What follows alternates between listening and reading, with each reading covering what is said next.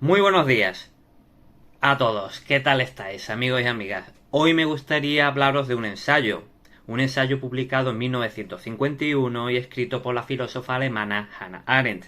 Se llama Los orígenes del totalitarismo. Tras la subida al poder de Hitler y el Holocausto, había una necesidad ingente de entender qué diablos había pasado. Aunque en este libro también se habla del estalinismo y de los crímenes hechos bajo el régimen del dictador soviético, fundamentalmente se centra en el nazismo. Había también, como os comentaba, necesidad de entender cómo era posible que uno de los pueblos más cultos de Europa apoyara en masa lo que fue un gobierno auténticamente criminal. Este ensayo se divide en tres partes: antisemitismo, imperialismo y totalitarismo. El antisemitismo era algo muy enraizado en determinados círculos europeos. La autora nos habla de la idiosincrasia del pueblo judío como un grupo de gente de carácter internacional que, en realidad, sin tener patria común ni país, aprendió a sobrevivir allá donde estuvieran. A pesar de que los banqueros judíos habían prestado dinero a distintos estados, el auge del antisemitismo nazi, nos dirá Arendt, que se dio cuando este poder era más débil. Aún así, mucha gente identificó a los judíos como una clase que hacía dinero, pues bueno, sin ser productiva. Esta es una creencia muy ligada a la gente que se dedica a las finanzas. Y por lo tanto, era un apoyo a estados que realmente ellos debían abatir.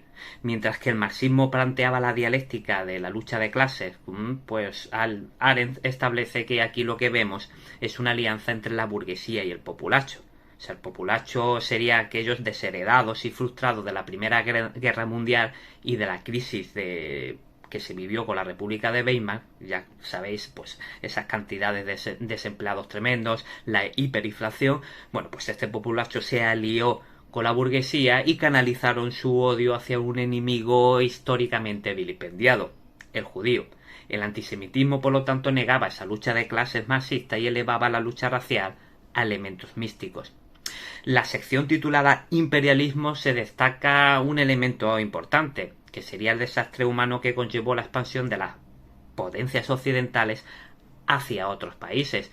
El genocidio del colonialismo provocado, de cierta manera, por una necesidad de la expansión de las empresas del primer mundo, se dio porque tenían un excedente de mano de obra y de capital que tenía que darle algún tipo de salida. Este genocidio que se dio de forma connatural al imperialismo necesita una ideología, y esa ideología era el racismo. Por lo tanto, tenemos dos elementos básicos de lo que, según Arendt, es el totalitarismo. Uno, el racismo, y dos, el antisemitismo. El imperialismo en sí se basaba en la expansión como objetivo político dominante y surge fundamentalmente cuando, bueno, nos dirá Arendt, literalmente, la clase dominante en la producción capitalista se alzó contra las limitaciones nacionales a su expansión económica. Para Arendt, según las normas burguesas, aquellos que son completamente desafortunados y los que son derrotados son automáticamente eliminados en la competición que es la vida en la sociedad.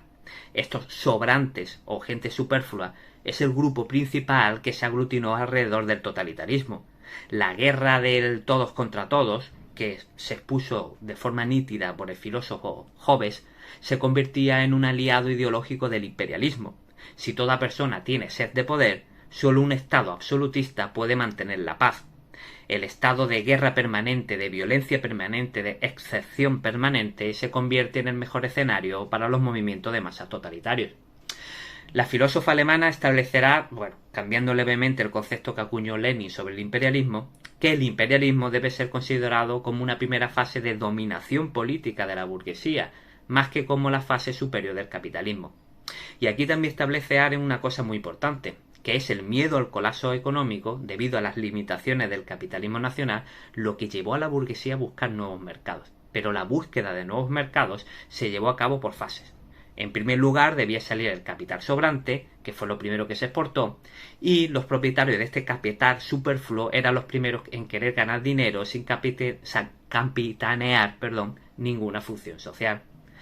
Dicho capital, unido a los desechos humanos que provoca toda crisis, se sumó y comenzó su sorprendente carrera produciendo los bienes más superfluos e irreales. Como os comentaba, esta alianza entre populacho y burguesía era algo impensable para el análisis marxista, porque para Marx la lucha de clase era el motor de la historia, proletarios contra burgueses, y bueno, esa dialéctica llevaría al fin del capitalismo y la llegada de la dictadura del proletariado y posteriormente la sociedad comunista.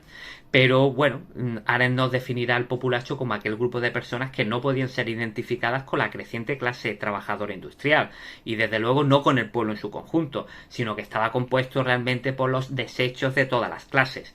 No solo desechos, sino que también era el subproducto de la sociedad burguesa, directamente originado por esta y por ello nunca completamente separable de ella.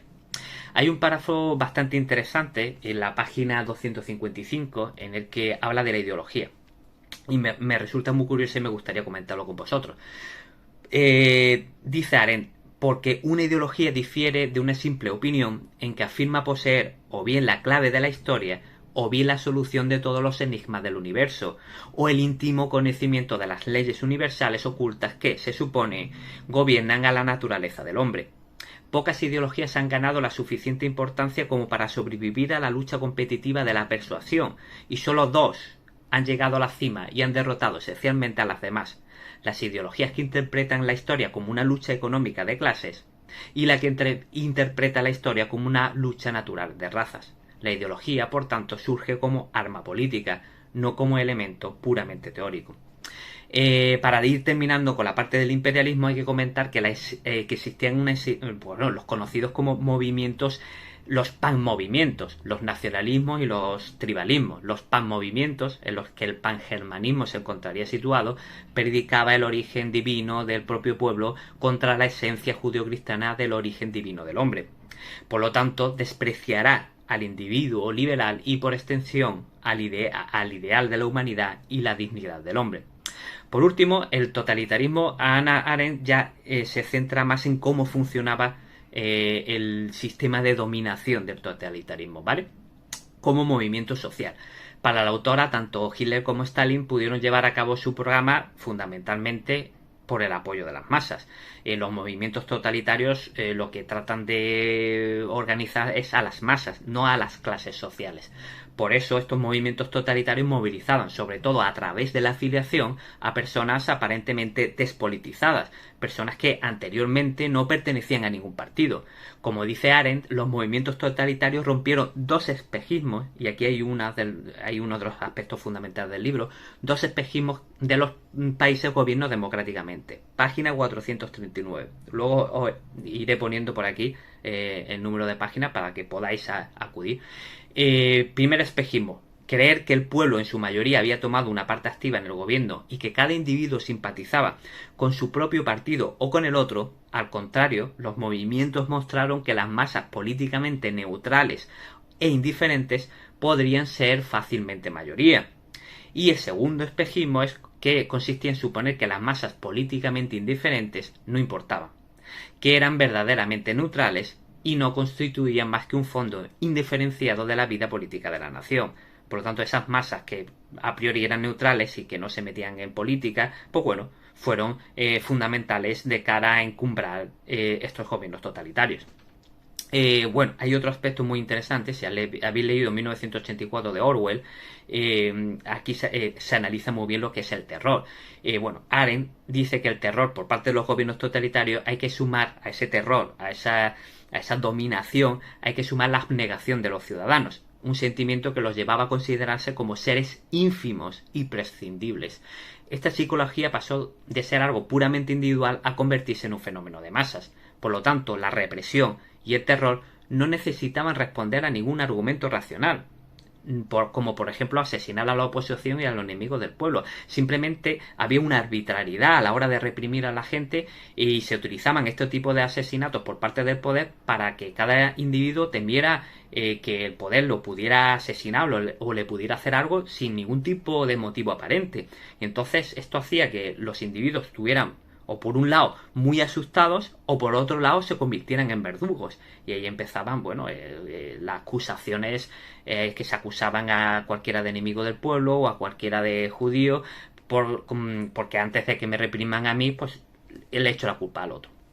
Este aislamiento que en cierta manera caracteriza al hombre masa, hacía que la familia totalitaria del partido pues le diera cobijo. Esto lo veremos en otro ensayo, que es El miedo a la libertad de Erich Fromm, que os analizaré en otro vídeo, porque sí se centra mucho más en este aislamiento del hombre masa, y de cierta manera pues el partido le daba cobijo, era como un refugio para ellos. Para ir terminando, toda esta maquinaria policial y todo el efecto de la ideología y de la propaganda creaba así una estructura basada, tal y como comentaba, en el terror. Quizás sea esto, el terror y la dominación, lo que caracteriza más a la experiencia totalitaria que presidió el siglo XX. No se trataba de eliminar físicamente, nos dirá Arendt, no se trata de eliminar físicamente al adversario, sino de eliminar su espíritu, adversario o bueno, a cualquier persona.